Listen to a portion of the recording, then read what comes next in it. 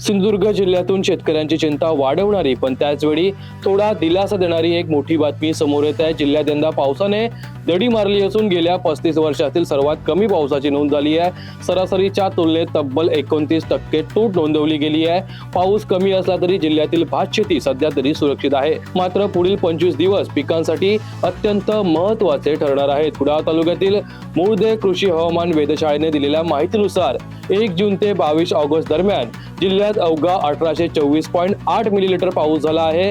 1991 सालापासूनचा विचार केल्यास ही आजवरची सर्वात मोठी तूट आहे।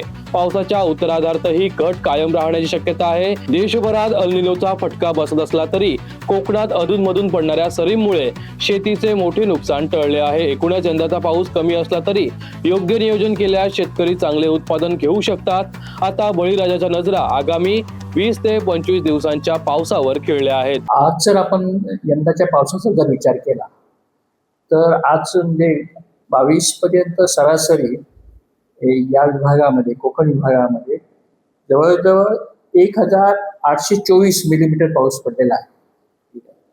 आणि गेले 35 वर्षाची जर आपण सरासरी बघितली, म्हणजे जे बाळासाहेब सावंत कोकण कृषी विद्यापीठाचे जे कॉलेज आहे, उद्यान महाविद्यालय मूळदे, येथे 1991 पासून म्हणजे 2025 पर्यंतचा सगळा संपूर्ण डाटा आहे हवामानाचा आणि विशेषतः पावसाचा। तर ही गेले 35 वर्षाचं जर आपण सरासरी बघितली पावसाची, तर ती 2576 मिलीमीटर होती।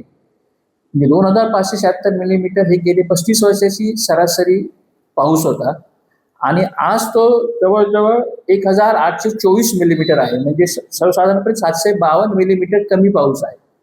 म्हणजे 29 ते 30% सरासरीपेक्षा कमी पाऊस आहे। हा एखाद्या वेळेस एल निनोचा इफेक्ट आपल्याला म्हणता येईल, परंतु हा जरी एल निनोचा इफेक्ट असला तरी मला असं वाटतं की एकूण जर आपण गेले 35 वर्षाचा हात आपण सरासरी पाऊस बघितला, पण दिवस बघितले तर सर्वसाधारणपणे या 22 ऑगस्ट पर्यंत म्हणजे आपण 1 जून पासूनचा विचार केला तर 75 दिवस पाऊस पडतो आणि यंदा तो 65 दिवस पडलेला आहे। आपण पावसाचा दिवस कसा मोजतो तर सरासरी साधारणपणे 2.5 मिलीमीटर त्या दिवसाला पाऊस पडला म्हणजे तुझा पाऊस दिवस समजला जातो। तर त्यामुळे आज जरी 65 दिवस पाऊस पडला असला आणि 752 मिलीमीटर जरी कमी पडला असला तरी आपल्याला जे आज भाताची परिस्थिती दिसते ती सर्वसाधारणपणे चांगली आहे, समाधानकारक आहे। कारण पावसाचे दिवस आपल्याला मिळाले, जरी यंदा 15 ते 20 दिवस पाऊस उशिरा पडला असला तरी पण 65 दिवस पाऊस पडल्यामुळे आपल्याला भाताची उत्पादकता आहे, भाताचं जे आहे समाधानकारक आहे। परंतु आता यापुढे अशी अपेक्षा आहे की साधारणपणे आपल्याला अजून 20 ते 25 दिवस पावसाची आवश्यकता आहे। म्हणजे आणि ती सुद्धा सरासरी जर समान हप्त्यामध्ये पडली पाहिजे पाऊस। म्हणजे एका दिवशी जर आपल्याला 500 मिलीमीटर पडला तर उपयोग नाही, तर यापुढे साधारणपणे 20 ते 25 दिवस आपल्याला सरासरी रोज 25 ते 30 मिलीमीटर जरी पाऊस पडला तरी भाताची उत्पादकता आपल्याला चांगली आहे।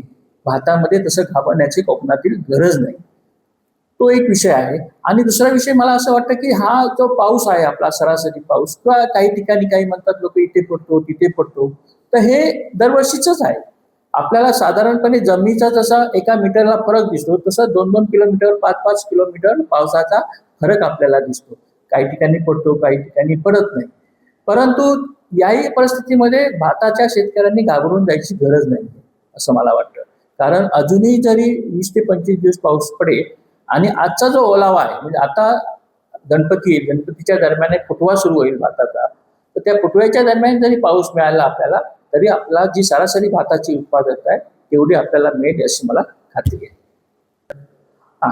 अल निनोचा यंदा बऱ्याच ठिकाणी प्रभाव आहे, परंतु मला तरी वाटतं की आपल्या कोकणामध्ये तेवढासा फरक पडलेला नाहीये। कारण पावसाचं जरी आपण म्हटलं तरी मी मगाशी म्हटल्याप्रमाणे फक्त 10 दिवसच आपल्याला कमी पाऊस भेटलेला आहे आणि सरासरीपेक्षा 70 दिवस जरी 10 दिवस जरी कमी भेटला असला तरी सरासरी उत्पादकतेला ते चांगला पाऊस आहे। या वर्षी जरी हा अल निनोचा आपल्याला बऱ्याच ठिकाणी प्रभाव दिसतो, तो अल निनोचा प्रभाव पुढच्या वर्षी असेलच असं सांगता येत नाही।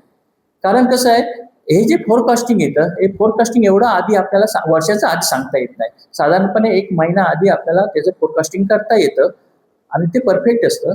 आणि 5 दिवसाचं जे आपण फोरकास्टिंग करतो ते जवळजवळ 95 ते 96% परफेक्ट येतं।